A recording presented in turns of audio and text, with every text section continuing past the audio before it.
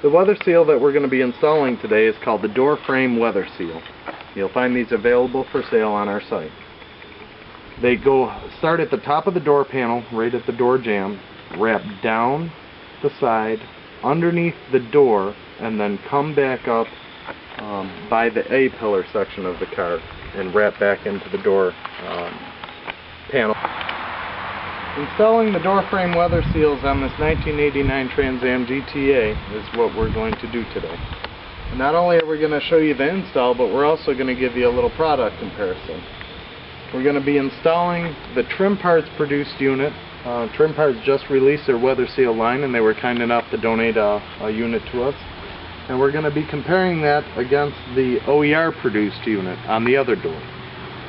Not only you're going to learn how to do this at home, but you're also going to learn some of the differences in the brands available. We have our weather seals that we're going to be installing left and right. We also have some simple tools that you'll need.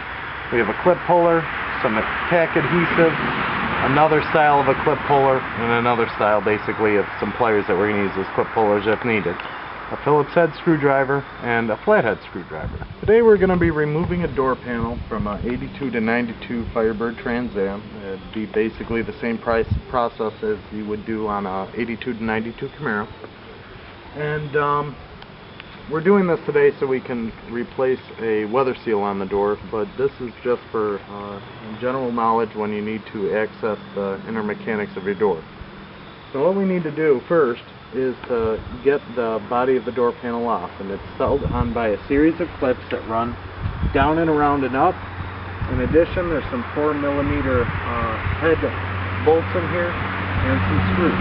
So we're going to be showing you how to do that. You'll start by removing the armrest bolt, and how you do that is by taking a flathead screwdriver, inserting underneath and popping out. That'll pop off, exposing the head. And there's 3 of them, 1, 2, and 3. Whoop! And that one shot away, but we'll get that in a moment. And then we're going to remove the retainer screws, and these are a T40, but we found that a 4mm is going to work on them just as well. And so you remove that. A couple more turns and she'll be out.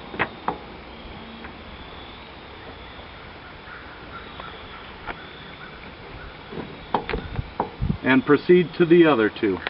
Once you have the last screw removed, or bolt, you're going to remove the unit.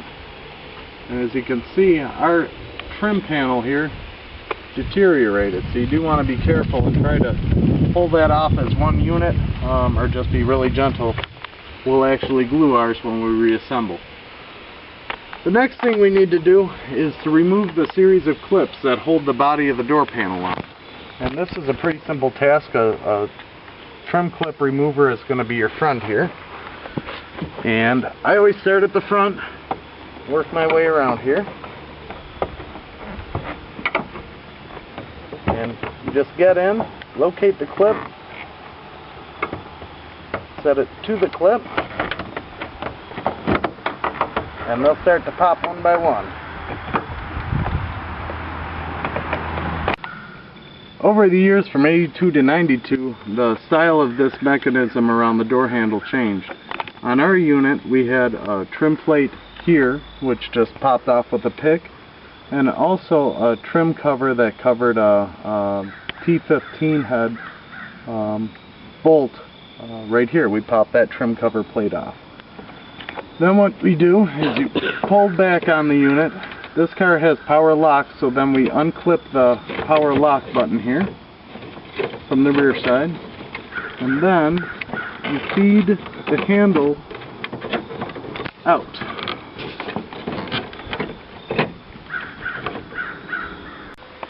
To remove the lock trim, all you do is get in and pry, and it just snaps in onto the pull. The whole unit then slides off. You can set that to the side, and just to illustrate this a little better, I'm going to stick this back on. As you can see, it's secured on in place. Just literally pop it. Pops right off. We have our door armrest pull off, we have our trim plate off, and our lock trim off. And now we've loosened all our trim panels that are on the door. So all you have left at this point is just this upper top rail. What we've done is we've rolled the window all the way down on the cart, and you grab onto the top left and top right and simply wiggle. And as you wiggle, the unit tends to come free at that point. And then it lifts right up and off of the cart. You have 4 screws that hold your weather seal in place. One here, and on the other side of the door, one on the top here, and one facing directly in right there. We're going to remove those, and then we'll remove the series of clips that hold the weather seal to the door. The screwdriver, and they just spin right out. A lot of times when you're switching out screws on a car that's set, a good trick is, instead of trying to break the screw loose by turning it counterclockwise, to actually push deep down on the screw and try to tighten it by 1/8 of a turn. The reason you do this is a lot of these GM screws have a tendency to strip as you the head strip as you go to remove them, trying to break them loose. So if you start to strip the screw going forward, when it does break free, it's still going to allow you to remove it by turning it counterclockwise. And we have our screws off. So now it simply heals.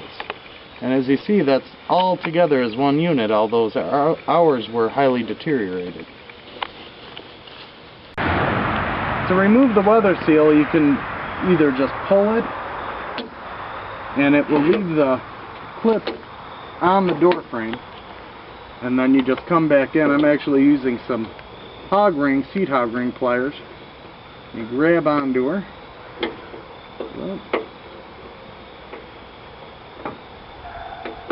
and pluck it out. So you want to make sure that you do get all of these out, because when you install your new door weather seals, it will have new ones with it. So you're going to go all the way around the door frame, pluck it apart, and pull in these clips.